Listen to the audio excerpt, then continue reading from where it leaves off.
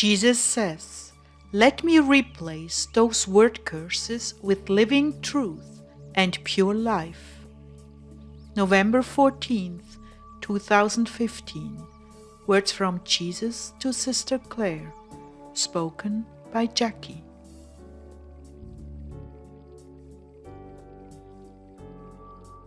Clare began, "The Lord be with you, Heartdwellers."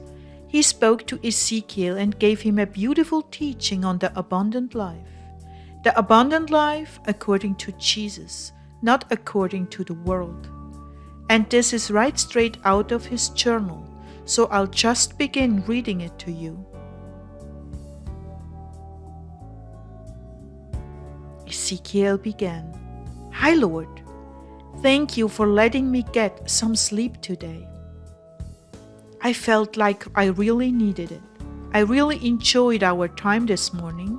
It's been a while since I've journaled like this. It seems to be a bit easier to hear and discern your voice." "And why is that?" "I don't really know. Maybe it is because I expected to hear you." "That is correct. You see, many souls approach me, but few really trust that I'm truly there for them." "I thought that there were many who trusted you. I mean, there are so many souls who seem to have such great faith."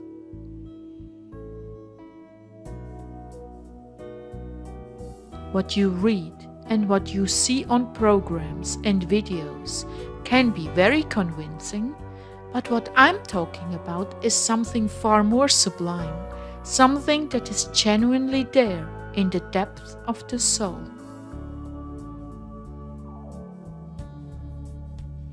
That makes me feel a little insecure, like, well, where is my soul truly at?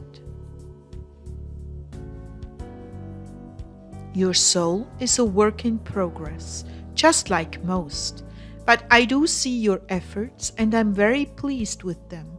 What I'm getting at is this: there is a mirror in which your true reflection is shown.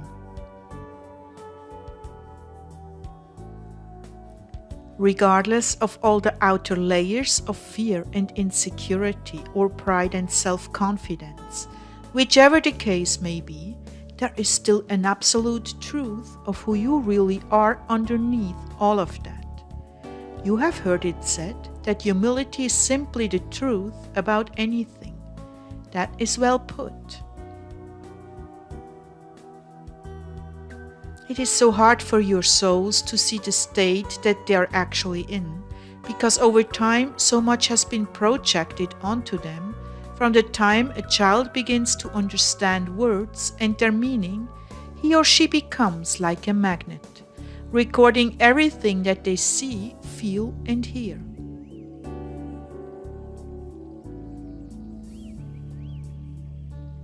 Many times a toddler will begin to feed these things back to his own parents, and the result is often quite amusing. So much so that the proud mom and dad run to get the recorder or camera to capture the precious moments.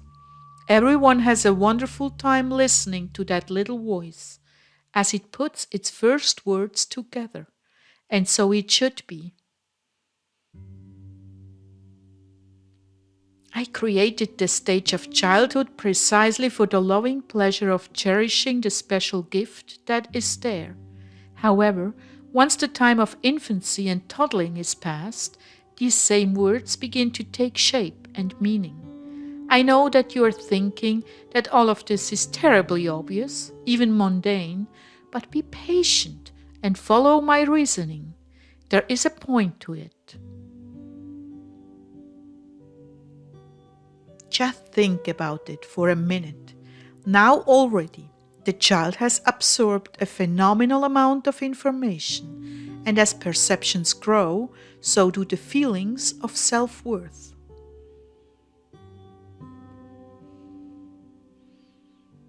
You never knew the concept of bad until someone bigger than you looked at you sternly and said sternly, "Bad, bad, no, no, bad baby, no." Possibly accompanied by a swat on the hand or bottom. In that moment, your pure innocent little mind was both surprised and shocked. For the first time, you felt confused and hurt. From that time on, the harsh look, the firm voice, all of it made you afraid, and you associated all of this with the one word, bad.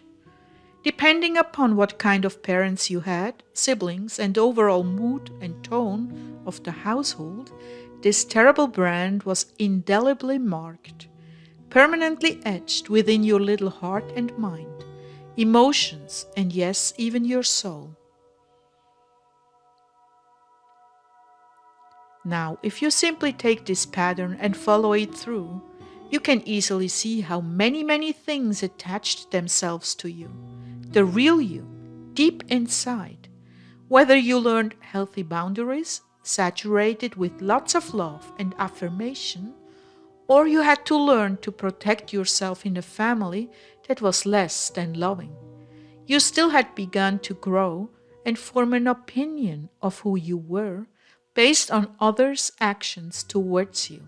Some souls who were loved and nurtured began to think more of themselves than they truly were. Others who were treated badly quickly developed an almost exaggerated sense of survival. Into all of this, I come to intervene and show you who you truly are, deep within your soul, the you that I created you to be. I am that mirror, and I want to show you with all my heart just how beautiful and precious you truly are to me. My greatest desire is to take all of that shame and condemnation off of you. I'm here to erase all of those word curses and replace them with words of living truth and pure life and light that come from my heart of pure love. The same pure love that created you, the same pure love that you are in me.